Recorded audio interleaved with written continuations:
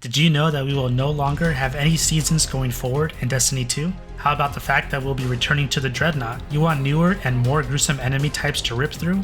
Well, Bungie has covered that and a lot more in today's journey ahead, so stick around and find out what's new in Year 10. Okay, so as of about 3 hours ago of this recording, Bungie came out and gave us the Destiny 2 The Journey Ahead presentation. So I'm going to break down what exactly they showed us, and I'll go a little bit in depth into what I think is coming up for us this year and what are called episodes. So episodes are basically self-contained stories which are replacing the seasons that we used to have. We're going to have 3 episodes for year 10 of Destiny 2. The way they described episodes is that they're fusions of light and dark which have manifested within the Traveler, and then they got dispersed throughout the entire galaxy or perhaps the entire universe. The first episode we're going to play is called Echoes, and it's located on Nessus. And what it's done there is that it's transformed the planet and changed the behavior of the Vex. They also revealed that there's going to be a 3-player activity called Breach Executable. That's going to be an arena-style offensive play mode where we will cap off radial energy geysers that are shooting up. They'll be shooting up periodically, and when they come back down, that's our chance to go and cap them off, while at the same time keeping away the enemy and staying alive. But the main reason why we'll be on Nessus is because we're going to be exploring the planet. We're going to be unlocking ancient secrets deep within the planet and discovering a new enemy type that has moved in there. Okay, the second episode we're going to play is called Revenant, and that one is going to be Fallen themed. And this is the one I'm excited for. We'll be able to slay vampires. We'll actually receive a title called Slayer Baron. Typically in Elixir culture, they reserve this title for warriors of renown who also prove to be great monster hunters. So I think this is great in keeping with the theme of slaying vampires. Along with that, they revealed that we're going to have potion crafting, which I'm really excited about because I love being able to craft items within the game. And this is just one more thing that we'll be able to craft. It looks like they're going to be combat potions, which we can use to boost our artifact. And then there'll be loot potions. They give us agency over the type of rewards we want to get. So if we're farming for particular types of exotics or types of armor and weapons, we can craft these loot potions to help us be more proficient in the way we are farming and the way we're looking for these items. They also wanted to make it clear that this year, which is year 10, they're going to be doubling down on giving us choices on the type of loot we want to chase. I think this is a great change because a lot of the times it feels like we're just doing activities because they're in rotation.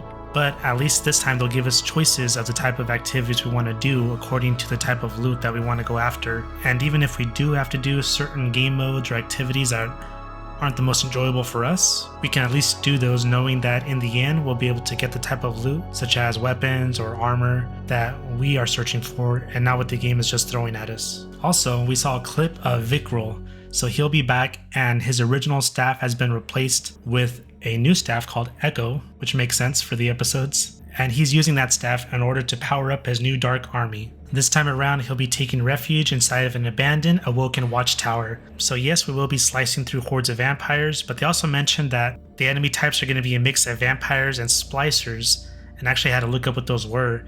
And splicers are common enemies found in the BioShock game series. Some of the adverse effects on their bodies include bleeding from the eyes, nose, and mouth, hair loss, hair patches, insanity, insomnia, lesions, rashes, shingles, spider veins, tooth loss, tumors, swelling. So yeah, all types of bad stuff that have mutated their original forms into hideous creatures that we'll be able to fight against. If you enjoy content like this, please like and subscribe. It shows me the type of content that you all want to see and where I should put my attention. Also leave a comment with your thoughts on Destiny 2, The Journey Ahead. I especially want to see what you think is coming out for year 11, so leave that down below in the comments. Okay, and then the third and final episode for Destiny Year 10 is going to be called Heresy. And this one, we're going to dive into the Hive Pantheon and deal with new revelations that have occurred since the final fight with the Witness. They let us know that there's going to be a new eldritch force that is coming up to the surface. We'll be facing mysteries and uncovering clues that lead us back to the Dreadnaught.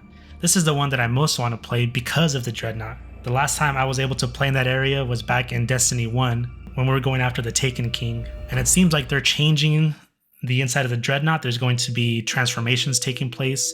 I think that eldritch force that they mentioned is going to be tearing apart the Dreadnaught, and they showed clips of weapons that are tearing apart, showing a bony structure underneath. And I think that's happening to weapons, armor, and probably the the architecture of the Dreadnaught itself. There's going to be 2 armor sets, the first one being an Eris themed set. The second is the Hive Ship Navigator armor set. And the developers made sure to mention that if we enjoyed the coil activity, that we're going to love being inside the Dreadnaught and the new activity that's tied with it. The final scene that they showed us was a hint for Year 11, and the only clue was 2 words that said codename Frontiers. There's going to be a lot of speculation about what that means, but I'm hoping that we're going to be able to go to even more locations throughout the galaxy or throughout the universe, and hopefully we can go to the home planet of some of these factions that have been showing up throughout Destiny 2. If I had one wish for what I wanted to see in Year 11, I would want to be able to go back to the origins of the Traveler and see where exactly it came from, whether that's a location deep within space or some type of planet where it was created. But either way, I just want to see more of its origins now that we've seen basically the end of its journey. So if I was going to rank these episodes in terms of which ones I want to play most, I think I would put Revenant as my number 1, just because I love being able to go through that power fantasy of slaying vampires and slaying mutated monsters, along with being able to craft potions to boost our power and to help us get the type of loot that we're searching for. Heresy I would put second, because I want to be able to play inside of the Dreadnaught, which is a location that I haven't visited since Destiny 1. And then third would be Echoes, which is taking place on Nessus. I'm not too fond of the Vex faction, but at the same time there is that Breach executable, which is a new 3-player activity, so who knows, maybe once we get to start playing Echoes, that'll change my opinion. But as of right now, my number 1 would be Revenant, 2 Heresy, and number 3 would be Echoes. But again, that's just my opinion. That's what I see coming to us in Year 10, the journey ahead. So please let me know down below what you are most looking forward to. That's going to do it for today. I'll see you on the next video. Thanks again for watching.